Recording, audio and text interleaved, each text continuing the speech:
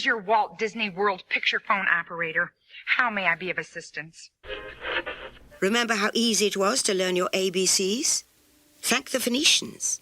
They invented them. Hello, hi there. Welcome to my park. How you doing? Tomorrow's child, seeing that knowledge keeps growing. This is Dave Barry and Ridley Pearson, and you're listening to WDW Radio. WDW Radio, your information station. Hello, everybody, and welcome to the WDW Radio Show, your Walt Disney World information station. I am your host, Lou Mongello, and this is show number 247 for the week of November 6th, 2011. This week, I want to introduce you to Alex Mayer, an artist from the Disney Design Group, who's going to share not just his personal journey about following his dream to work for Disney, but more about his roles at Walt Disney World, projects and merchandise he's worked on, and advice for those looking to pursue their own passion and help make magic for others. We'll have some announcements and then play more of your voicemails at the end of the show, so sit back, relax, and enjoy this week's episode of the WDW Radio Show.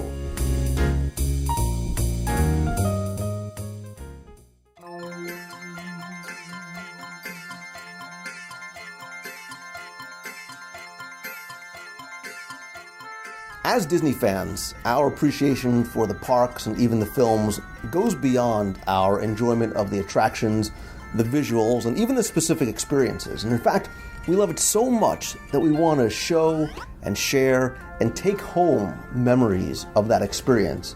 And even more so, sometimes you want to be part of it by bringing Disney into your house or even putting it on your clothes or your walls or your shelves. And whether you call it a souvenir, a collectible, a gift, a memento, or a must-have, merchandise from and about the Disney parks is an integral part of the experience as well as being an enthusiast. And on the show, I often want to introduce you to the folks behind the curtain that really do create Disney magic in their art and how we enjoy it in so many different ways. And I feel we don't often get to recognize, appreciate, and thank those talented people that bring so much happiness to us all. So this week, I'm joined by a good friend, and you know I'm going to say it, the most talented Disney artist, Alex Mayer from the Disney Design Group. Alex, welcome to the show. How you doing, Lou? Good to see you. Well, I can almost say welcome back because you and Brian Blackmore, who's been on the show before, you guys were, I think, my very first interview, yes, like way back in 2005 when I just started this whole podcasting thing. I think you can hear that on the internet somewhere still. Yeah. Things on the internet never go away. They never go away. So that's kind of scary. Yeah, we met up at the Barnes Noble over on Sand Lake. You remember that? And absolutely. Got a good memory. Because I remember first meeting you guys, and we were just talking offline before we started how fascinated I was and still am just hearing you tell stories and getting to look around your office. This is an audio podcast for a reason because there's great stuff in here that maybe we could talk about, but maybe we can't show. But this time, Alex, I want to dig a little deeper. I want to have sort of an Oprah couch-like moment and get to know the real Alex. So I want to know, and if you cry, it's podcast gold. Oh, yeah. Alrighty then. But tell me, let's sort of go way back. A couple of years. I'm very old. No. Listen, it's all a state of mind. If you look around your office, you are about 7. Yeah. So exactly. Take us back to when you're a kid growing up. Did you sort of always have this? Were you drawing at home with crayons on the wall? Like, did you know you were going to be an artist early on? You know, I think I did know that. I don't think I was drawing on the walls, though. I don't think my mom would have liked that very much. But, you know, I think my first recollection of my love of Disney, actually, was when I was about 5 years old. I was in kindergarten, I believe, and I was at the elementary school library. And for some reason, I pulled out a book, and it was about Walt Disney, and I was mesmerized. And I did not put that book down. I don't think I could read it at that time, but I looked at all the pictures, you know, and I was just hooked from then on. And from that point on, I'll never forget. I was immersed in Disney. Everything was Disney. And from that time until now, I still And the same way, I mean, every book I could find, every magazine I could find, every article in the newspaper, I just collect it all, and everything about Disney I love. So where'd you grow up? Like, were you able to get out to the parks at all, or was it more about the books and the movies at home? Well, I grew up in Miami, Florida. I was born and raised down in Miami, Florida. So we weren't too far. There was no Disney back then when I was a kid. But I remember when the park was being built here, and I'd always get this. We got the Sunday paper, so I started looking through the Sunday paper every weekend, every Sunday, and looking for articles on Disney. That's all I would do, is look for articles on Disney and about all the stories about Walt Disney World being built. I was so excited about that, and I couldn't wait to visit it. So, but my dad was an artist, so that helped me with the art background, I guess. So thank God my dad, he would critique my work all the time. He would always say, "Oh, this is really great, but try this," and he would just enhance it, make it look better. So he never said anything was bad. He just said, "It's great, but try this." So from an early age, I always accepted and wanted criticism on my work. It only makes you better. That's why I tell the artists here, don't take it so personally. So we all have room for improvement. So, but I was blessed to have a father who was an artist. I was like, you were fortunate because you were getting trained, sort of almost formally trained at home as you were growing up. So at some point when you do make that decision to say, hey, this is the direction I want to go, does it happen in high school? Does it happen in college? And then what path do you start to try and follow? Oof. I think it's all my life I knew I had to work for Disney. All my life. I mean, like I said, from the time I was 5 years old, I don't know how I was going to do that, and I would talk to people, and as I got into high school and in the art classes, I would talk to my art teachers, and they would talk about your career paths, and I said, I want to work for Disney. I want to be an artist for Disney. And unfortunately, my art teachers would kind of discourage me. They would say, oh, you know what? It's impossible. It's impossible to get into Disney. No, they only take the top of the top of the top to get in Disney, And I was like, okay, great, but I'm still going to try. My dad used to always tell me it's better to try and fail than to never have tried. So I instill that in my children too. Always try. But I never listened to my teachers. And my parents always encouraged me. And soon after that, my wife encouraged me also. I got married right out of high school and joined the military because I couldn't afford to go to college, and so I went in the military and drew Disney characters all over my walls, on my lockers on the office on the ship, and the guys thought I was crazy, but I didn't care, And I knew that I had a good career in the military, but I knew that wasn't what I wanted to do. I wanted to work for Disney, so I only stayed in for 3 years, and went back to Miami out of the military and got my foot in the door with different ad agencies and graphic design houses. And I was a graphic designer for 15 years, But like same there, I had some good jobs, but I knew that this is not my career. My career has got to be with Disney. Somehow, some way, it's got to be with Disney. Did you think you wanted? Did you want to be an animator? Did you want to be an artist, or you just didn't care? You wanted to just get in?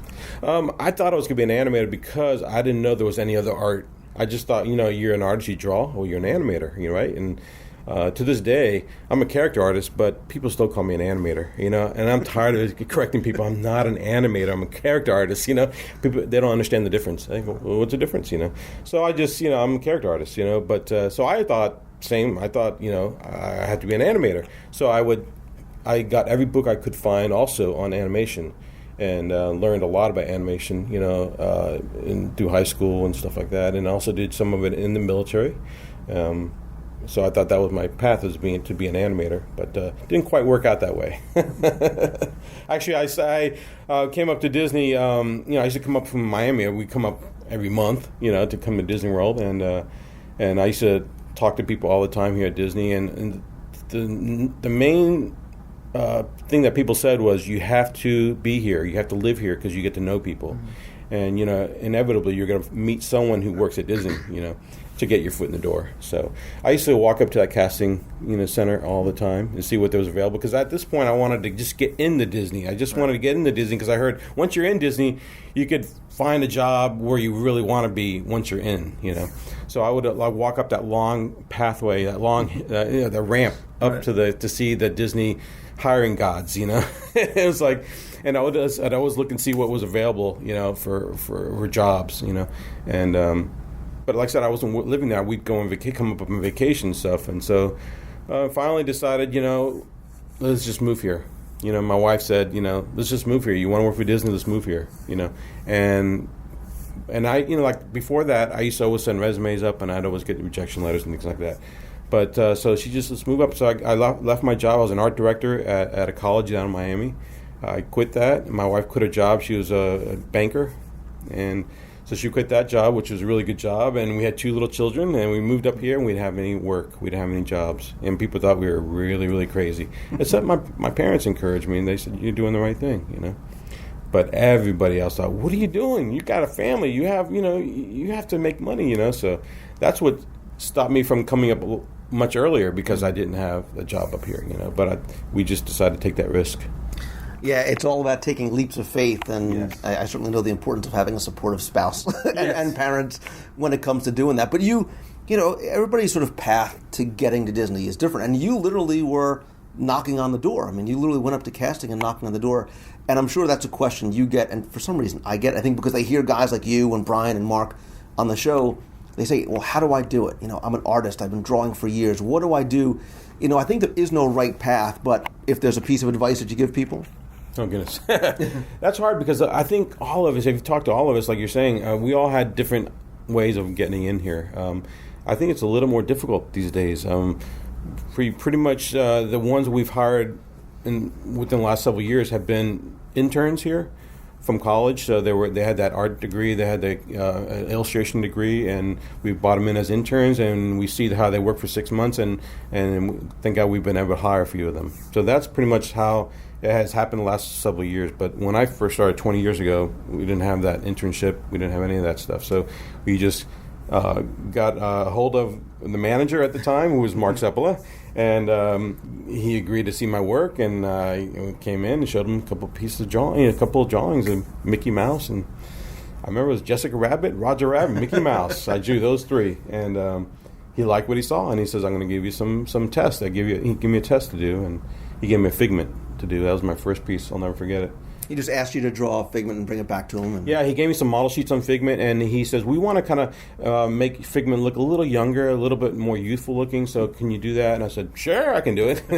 I don't know how I was going to do it, but I was so excited to get some model sheets, and Figment, and took them home that night and started drawing them up and brought them back the next day. And he says, Great job. We're going to give you some work, So that's how it kind of started, how I got my foot in the door. So. Do you remember, I'm sure you do, what your first project, your first assignment was when you were here? Well, like I said, the Figment was the first assignment. That was actually made into all different kinds of things, magnets and like the little PVC magnets and things. And I think I have some of those at home. But that was the first, I'll never forget, it was Figment. But after that, they kind of run into, I did a lot of Christmas ornaments back in the early days. That's all I can remember. Actually, Mark wanted to bring me in to do a lot of Muppet stuff, which I said, fine, that's great. I'll do Muppets. But even though I was thinking in the back of my head, I really wanted Disney characters, But I was happy to do anything, and just get in. But I never touched a Muppet. Never did anything with Muppets. I just started doing all the Disney characters, and I thought they all, Mark loved everything I did. He thought everything was great. But then I look back on that stuff and I go, what the heck were you thinking? I remember I was in our library a few years ago, and I was like looking through some old art, and I saw one of the pieces I did right when I had first started, and it was really, really bad. And I took it to Mark and said, Mark, how did you approve this? Why did you approve this? It was terrible. And he just kind of laughed, and he said, it can't be that critical on everything, So you've always, right now you work in the Disney Design Group. Is that where you were hired into, or sort of a different division then? And were you always creating product? Yes, back in the day, back in the early 90s, it was called Attraction Merchandise, Creative Merchandise. It wasn't Disney Design Group. It wasn't until about maybe 7-8 years later that we merged with Disney Design Group, which was out of Team Disney building over here. And they did a lot of the resort design, like brochures and all the different things for the resorts. And we were the merchandise side. But we merged both teams. And we were going to come up, we all, came up with new names, like a contest, and ended up staying what they were. They were Disney Design Group, and we were Attraction Merchandise, and so we all became Disney Design Group. So, and I've been working on product ever since. It's funny, when I first started freelancing for the department, I enjoyed it because I'm a big Disney fan. I love all the old Disney characters, and I love drawing, Bambi and Snow White and Thumper and Tinkerbell and all those great characters, Mickey Mouse, of course, And, and I thought, this is awesome. I love this. But, I still thought I wanted to be an animator, even when I first started in this department, because I thought, I want to, make the characters move. I want to be an animator. And it just didn't work out. It just didn't work out for me in animation. But then I started realizing as the months went on that I am in the right place because I love these characters so much that I'm where I'm supposed to be because I get to draw all the characters from Disney. Whereas in animation, you're drawing a new character that nobody has any affinity towards. Because we were located in the animation building for 10 years, and I remember talking to some of my friends who were in animation, and I was like asking one of my friends, what character are you working on? It was Lilo and Stitch, right? And he was working on Stitch. And I'm working on this little blue alien character. I said, who's that? It's like, is he nice? Is he mean? I said, well, he's mean, but he kind of gets nice towards the end, And I was like, oh, that doesn't sound very interesting, But because, you don't have any affinity towards him. Now, of course, everybody loves Stitch. But, back in the day when you're working on him, it's like, nobody knows. You don't know if you're working on a character that people are going to love or not, So that kind of really sealed it for me, knowing I'm drawing Mickey Mouse every day. I'm drawing, Bambi and Snow White and all those characters, and everybody loves these characters. Nobody knows those characters are working on animation, So I thought I know I'm in the right place. Yeah. And so just tell us briefly about what the design group does as a whole. And now you are a senior character artist. It sounds so official. Yeah. What do you do here? And sort of what's a typical day like for Alex Mayer? Well, Disney Design Group, we create all the product art for all the product all over the world. I mean, for Disneyland and Walt Disney World, the cruise lines, the vacation clubs, and we also help out some with Hong Kong, I believe. And so we're getting more involved with some of the other parks overseas and things. And so we pretty much create all the art. I am a senior character artist, like you said, so I do all the characters. I have to draw all the Disney characters. We all have our forte that people, certain people like drawing princesses, certain people like drawing the Pooh characters. I've always been an artist that I like to do them all. I like to draw all the characters, I do have ones that I prefer, but I enjoy drawing the princesses and the Pooh characters and Mickey and the gang and everybody else in between, But so as a senior, I think we have to help some of the younger artists. And I shouldn't say younger. I should say some of the associate character artists or whatever that are just coming on, or the interns that we help them, we train them, and we have to approve their work. And also freelancers. I use a lot of freelancers for illustration work, for character work, and I have to help them with that, do corrections for them, and vendors also. We don't have a big enough team here to do all the art that is required, so we use outside vendors. And so they have their own art team. So I see a tremendous amount of vendor art that comes in every day. So I'm on the pin team. So I pretty much there's 3 of us on the pin team right now, 3 artists, and so we can't do it all. So we use a lot of vendor art. So every day I'm looking at sometimes 50, 60 pieces of vendor art for pins. So. And I remember one of the things I remember from our first interview was a term I had never sort of heard or thought about before. We talked about character integrity.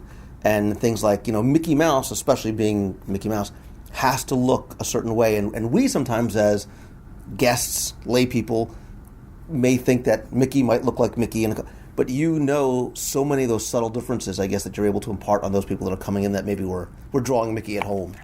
Yeah, I mean, we all feel we know what Mickey looks like, but we all draw him differently, all the artists here. I could tell Brian's Mickey or Mark Sepulveda Mickey, easily, because we all know each other's style. But none of them are wrong, it's just different styles of Mickey. I mean, Mickey changed throughout the years also. Freddie Moore was one of the main Mickey animator, and he loved to change Mickey every cartoon he did. He didn't like to do the same thing over and over again, so he liked to kind of alter him each movie. And with Walt's blessing, Walt loved when he would alter Mickey a little bit, so that's fine. It's all good, And it's fascinating because a couple of months ago we were talking with you and Brian Blackmore about some of the animated films, and you are a Disney fan first.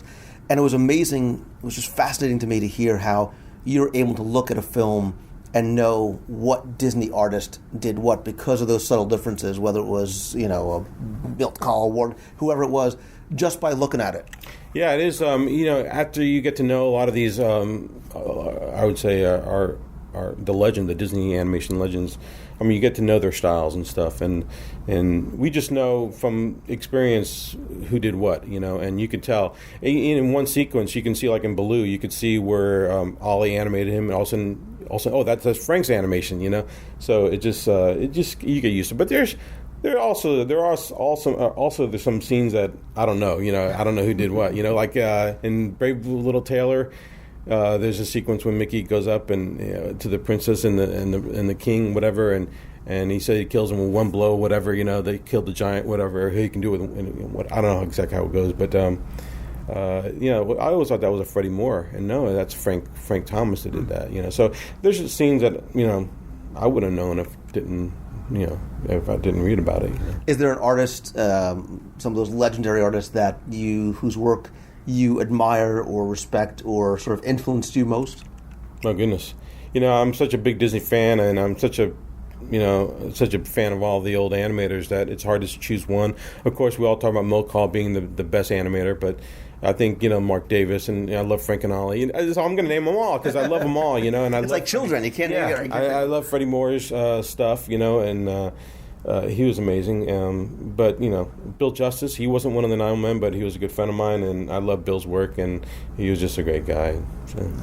Well, we you were talking about your pins, and when I first met you, that was what you were working on a lot. I mean, the pin thing had really exploded around 2005, and I was fascinated how they are sort of little miniature pieces of art. A lot of people look at them as collectibles or pins, or they hang them and put on a lanyard, but they are little pieces of art. And one of the things that I've liked that's happened over the past few years is that they unchain you from your desk a little bit. They let you actually get to go out and do signings and get to meet guests. That's got to be great for you, and it's rewarding for us because you can put a face to the piece of art that it really is. Yeah, it is a lot of fun. I mean, we sit behind a desk all day long and we just create stuff. So it's great to get out there and meet people because, I'm a big Disney fan, so it's fun to meet other Disney fans. We just hit it off right away because we have that common interest.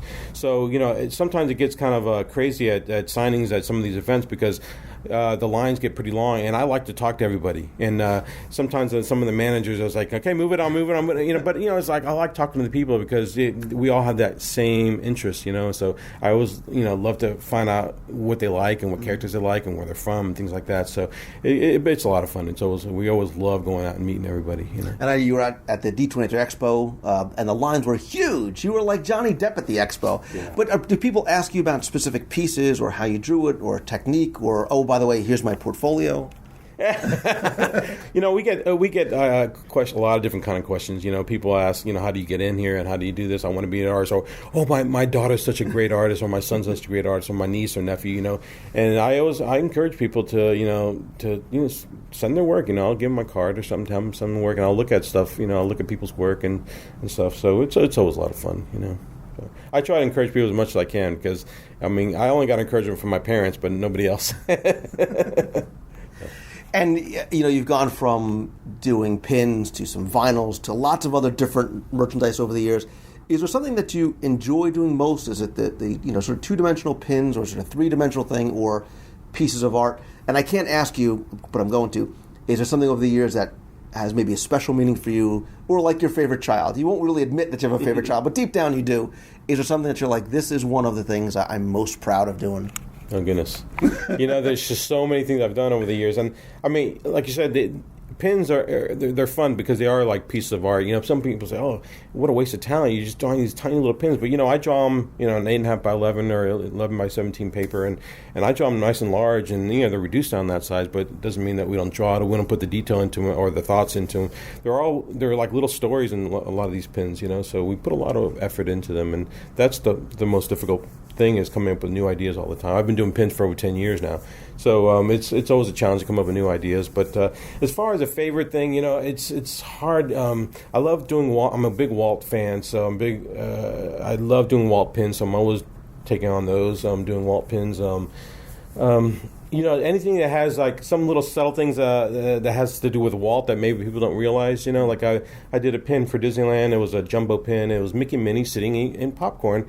But behind is Mark Twain, but they're sitting right in front of the petrified tree, and maybe a lot of people don't know what that is. But that was an anniversary gift that Walt gave to Lillian, so I did that on purpose. I created that pin because I wanted to show that, And there's been other little things that I put little Walt things in there, like I did a pin, a jumbo pin of Mickey riding on Walt's Lily Bell, and behind is Walt's little red barn, his little workshop barn. And that was probably one of my favorite pins because it had a lot of meaning to me, and it's all Walt stuff, and apparently it had to be approved by the family, since it is owned. Lily Bell is owned by the family and the barn and all that stuff. So that was probably one of the coolest things I got to do. I'm going to ask you more about your love and your appreciation and respect for Walt, but you mentioned talking about drawing and animating it, and we're sitting in your office where you have big computer screens and a tablet. Do you do a lot of things on the computer? Do you still like doing it by hand, or is there a process where you go from hand drawn to computer, or is everything done digitally? Yeah, well, we have these new computer monitors. They're called Cintiqs, where you actually can draw right on the screen. So it works out really well. It's kind of a time saver, but it's still, for me, it's there's a little bit of a disconnect when you put that little light pen onto this glass and you draw on it. It just doesn't seem like it feels like a pencil and paper. So sometimes I'll just kind of sketch out a rough idea, and then I will print it, and then will get on my animation table and actually will draw by hand, because I feel I can get a lot more control with it and get more details in there while I'm doing it by hand. And then once I get that final pencil done, I will scan it in the computer and ink it up and color it and airbrush or whatever I need to do. So yeah, I wondered if there was sort of that tactile feeling of feeling the pencil on there and feeling the paper in your hand. Yeah. We were talking before, sort of that, the hand-drawn animation versus the computer-generated animation, and I think we sort of have this mutual love of the hand-drawn stuff, because there is something raw about it, and not as refined as the computer, even though so much is going that way.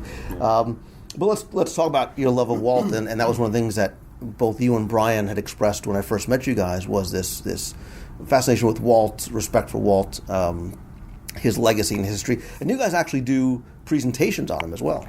Yeah, Brian and I kind of develop a PowerPoint that we take around to any division that will give us an hour and listen to and hear or listen to and watch images of Walt and his life. We love talking about Walt.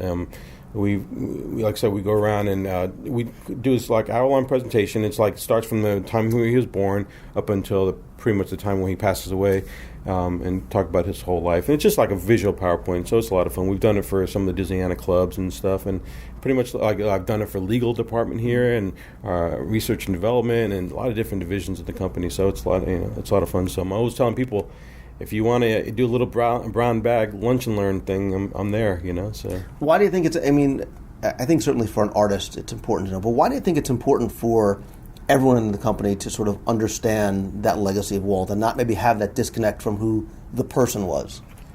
Yeah, I believe it's important because I think that Walt was a very unique person, and he did things quite differently than anyone else, and he was a genius, and the way the things that he developed and the way he developed the parks. I mean, nobody else did it like Walt. Walt, and I think it's important for cast members to know Walt's philosophy and the way he saw things, because it just kind of instills a sense of pride in you in your work. I think if you have a lot of respect and knowledge about Walt, and his legacy and his history and all that, it just kind of you feel a sense of pride, like, wow, I work for a special company, because this is started by Walt Disney. He was a special man. Do you think you see a lot of that in the artists, those people that really understand the importance of what they're doing because of that legacy of Walt, probably here more so than anywhere else? Yeah, I think so, because Walt was all about quality and about family entertainment. So we all know that, and we all try to uphold that. And we, I think Brian said it really great when he says, we don't want to be that generation when we look back 50 years from now.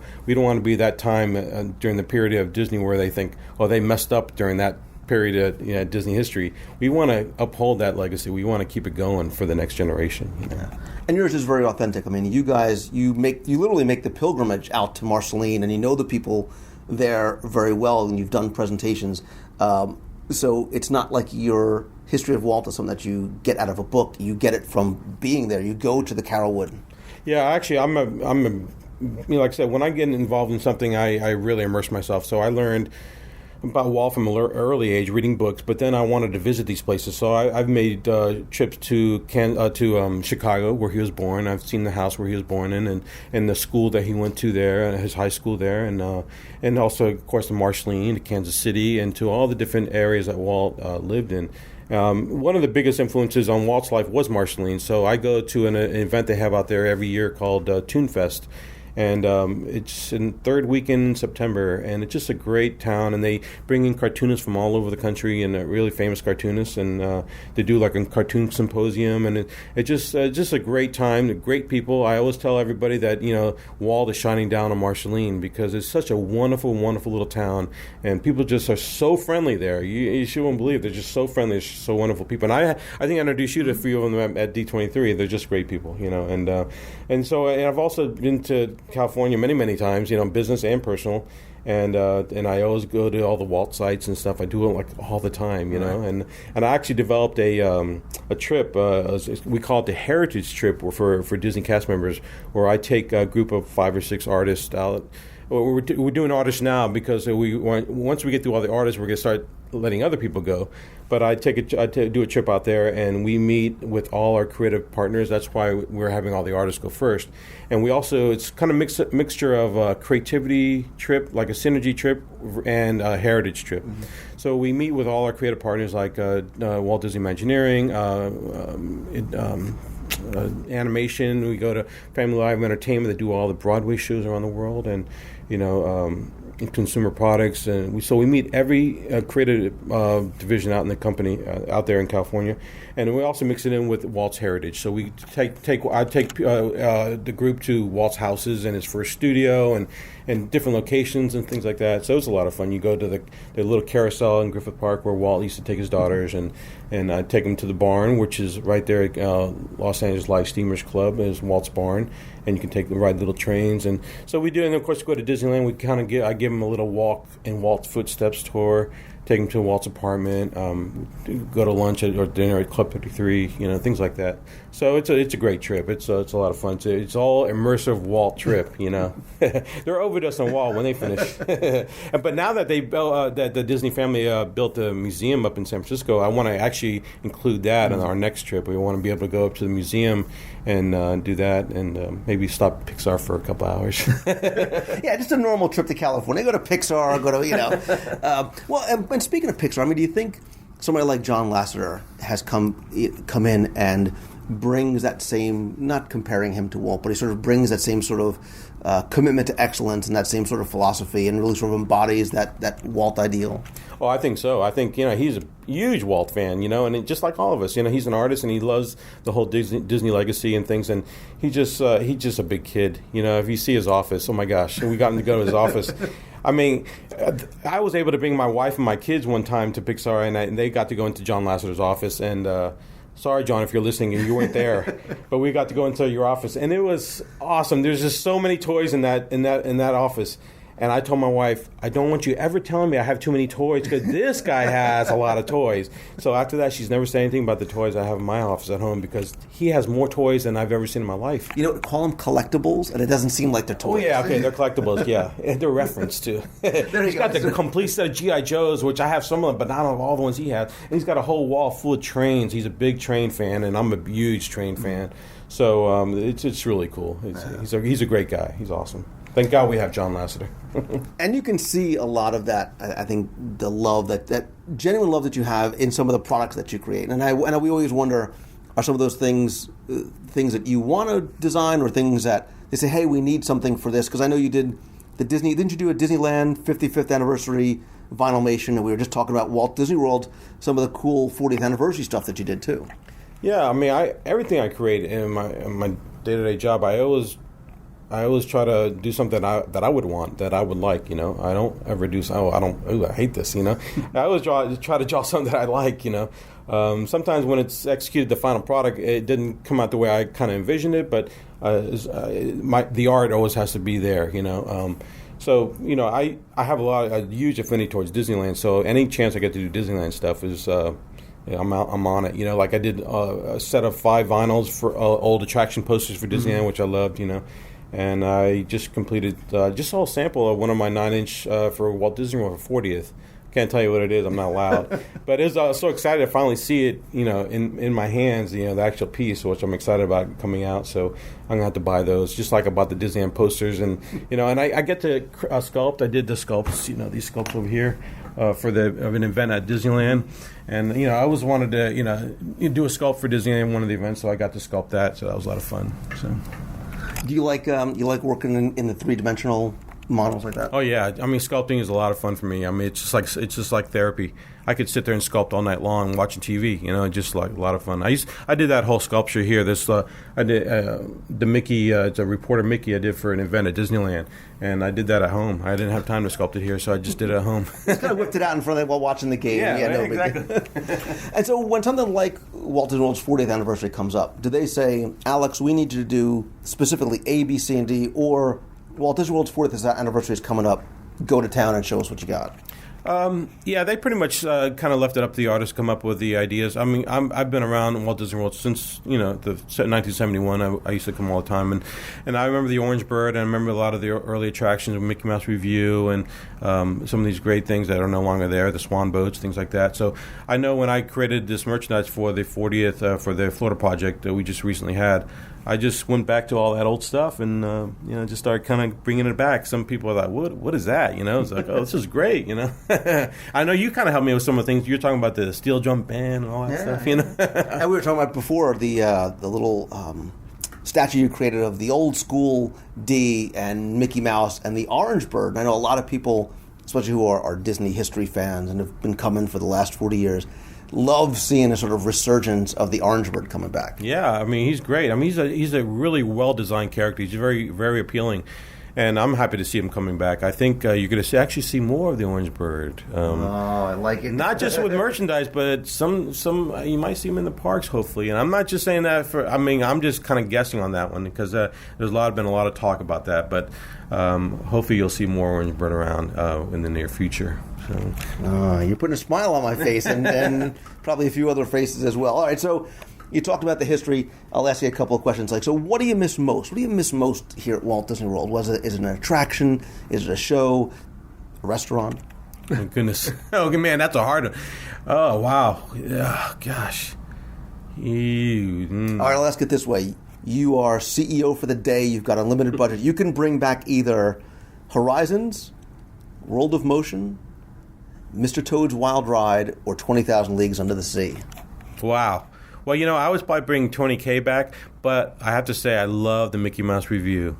I remember when I went to Tokyo and I had to go on that attraction maybe 10 times. Even though it was all in Japanese, but it was just awesome to be able to see it again in person. I just loved it. Just my childhood came back watching that show.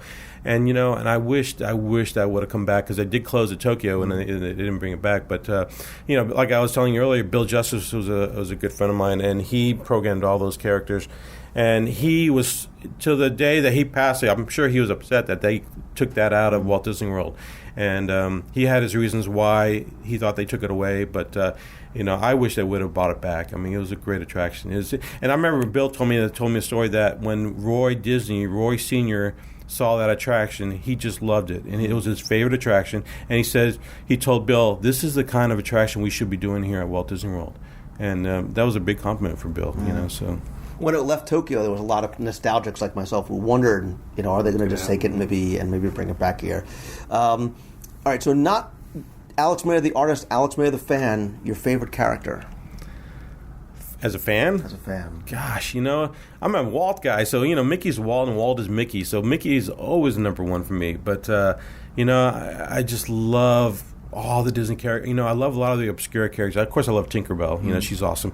But I love, like, Pablo the Penguin. And I love, the little beaver and Lady and the Tramp. He's such a great character, and the gopher and Pooh and Jock, the Scotty. I have a little Scotty dog at home, and his name is Jock. So, I just love Jock. He's such a great, great character.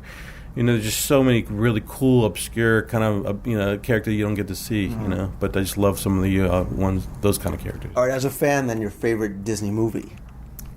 Gosh.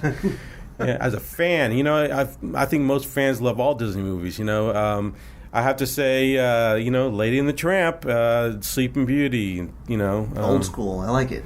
Yeah, of course, Bambi. Bambi is probably one of my favorites, and Dumbo. But then I'm going to, if we keep going, I'll name all of them, So, yeah. Well, part of what prompted that is because I see a DVD of Dumbo up on your shelf. Really? So, oh, yeah. do you get out to the parks much? And if so, do you have a favorite attraction? One of those things you just, even coming all the time and working here, it's still one of the things you just really enjoy doing. It's funny. We don't get to the parks that often because, we work so much and also it gets very hot here. So I'm starting to go to the parks more often now that it's getting cooler, But it's funny, every time I do go, I just realize, God, I just love this place. I just love, especially the Magic Kingdom, I just love going to the Magic Kingdom and just looking at the castle. And I don't go on many attractions anymore. I just love getting an ice cream and sitting on Main Street and just watching the people and seeing their faces and just seeing how happy they are, And that makes me happy, I remember being at one of the parades, I think it was an electrical parade in Disneyland, and the parade ended.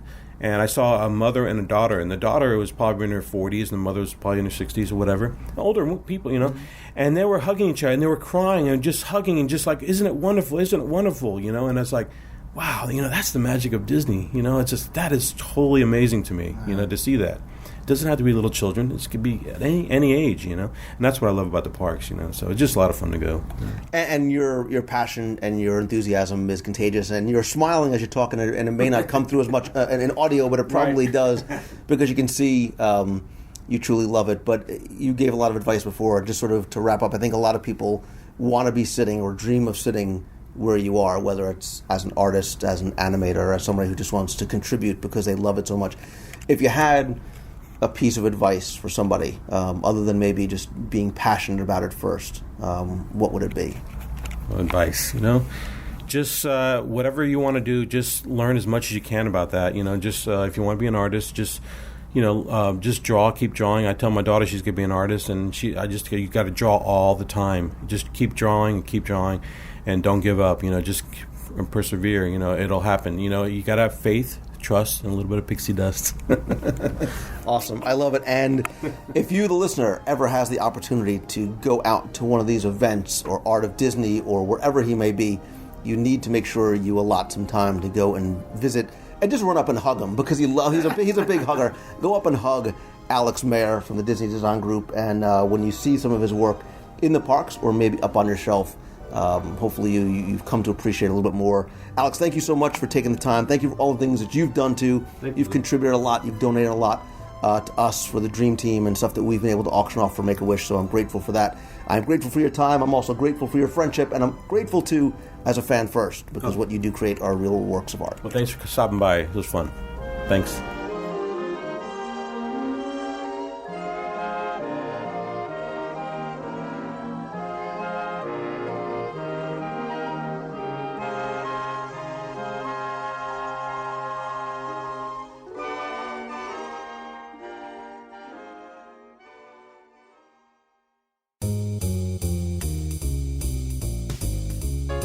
That's all the time we have for this week's show. Thank you again for taking the time and tuning in this and every week. And in addition to expressing my appreciation for listening to the show, I also want to extend my sincerest gratitude to all of you. As was announced this past weekend at the Blog World and New Media Expo, where I was actually speaking, that WDW Radio was awarded Best Travel Podcast for 2011. First, big congratulations and thanks go out to all the other nominees. There are many other great Disney and travel shows in that category that I certainly felt honored to be nominated amongst. But the biggest thanks really goes out to all of you. First, for not only taking the time to go out and nominate the show on your own, but for casting your votes during the voting period. I think this really is a testament to the WDW Radio family and the entire Disney community. And I believe that this award is not for me and the show, but it's something that we all share together, because you are the ones who fuel my passion. You invite me into your homes and let me share my love of Disney with you. So again, I'm very, very grateful for that.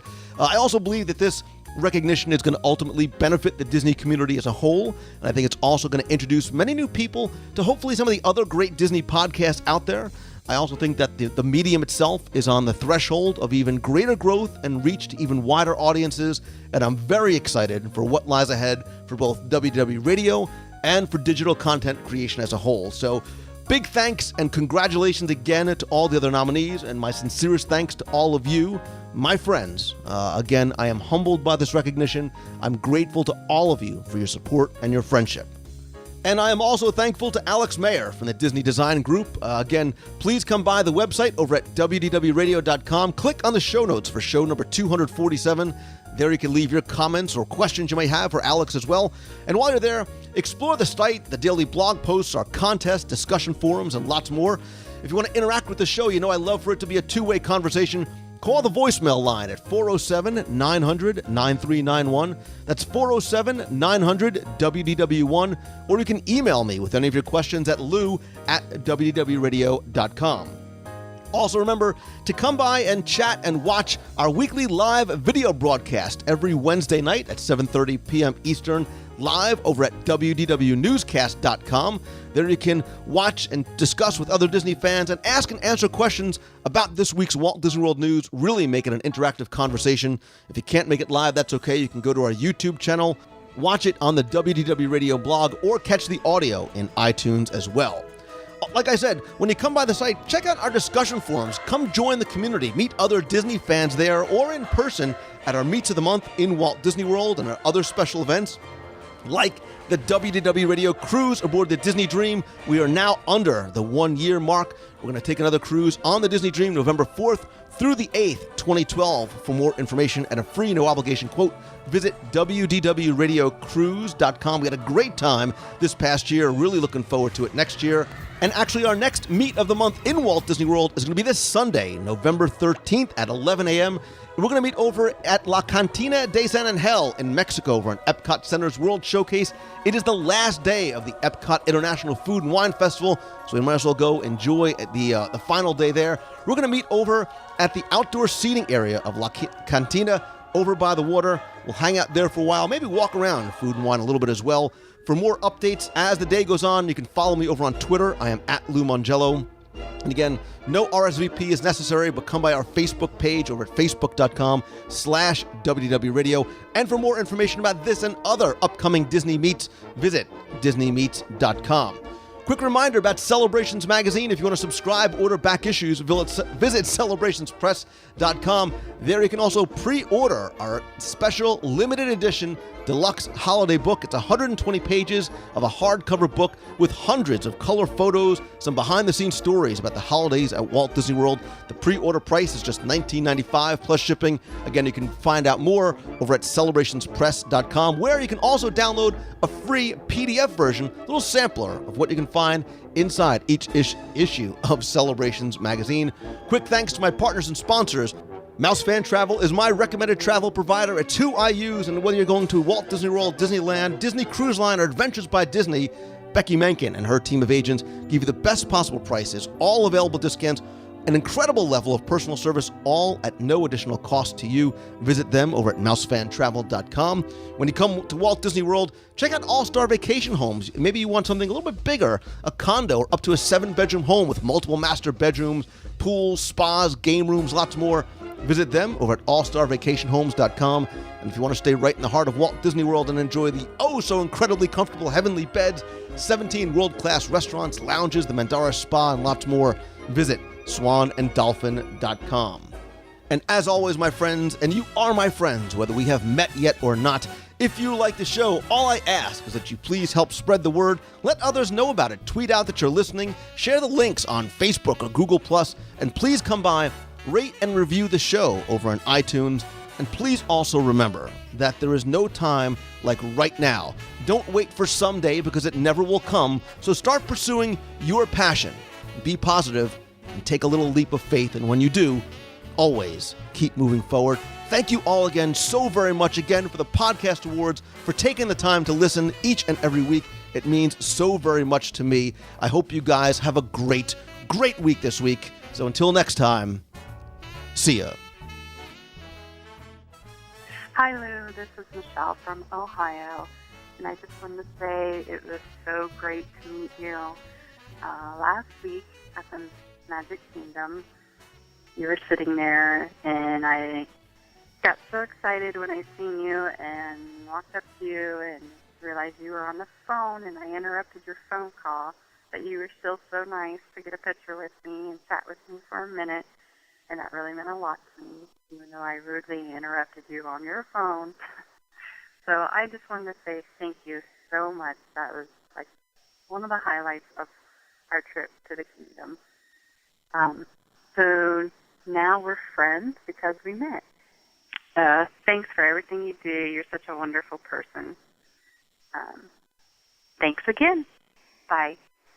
Hi, Lou. This is Brian from Philadelphia, and I just listened to your top 10 scariest places in Walt Disney World, and I agree. As a kid, my scariest place was Indian Joe's Cave. I remember as a really young kid in the 70s when my parents took us in there, they used to purposely disorient us as we would walk around to make us feel real good and lost. And at one point, a couple of senior citizens walked by us. And my father told us that they had been in there since they were kids and that they were still looking for their way out. And my sister and I freaked out.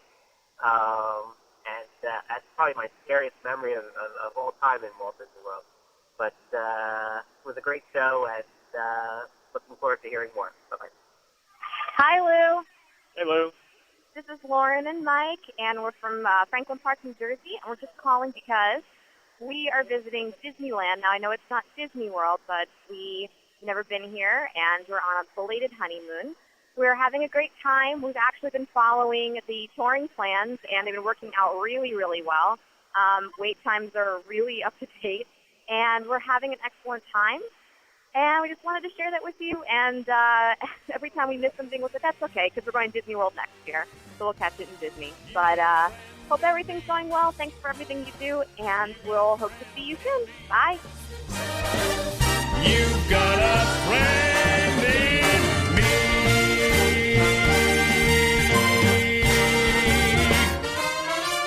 Yeah.